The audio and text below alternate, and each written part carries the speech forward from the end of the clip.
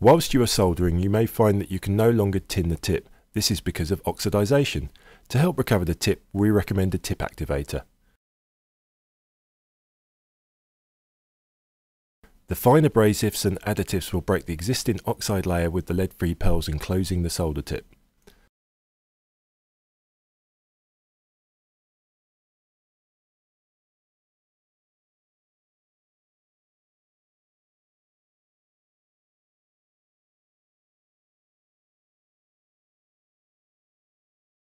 Once the tip has been reactivated, it should be cleaned with a dry cleaner, then immediately tinned with fresh solder. Any further foreign alloys will be flushed out of the tip.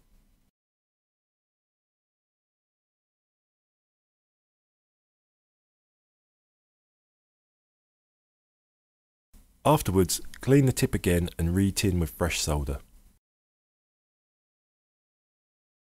The tip is now ready to use again.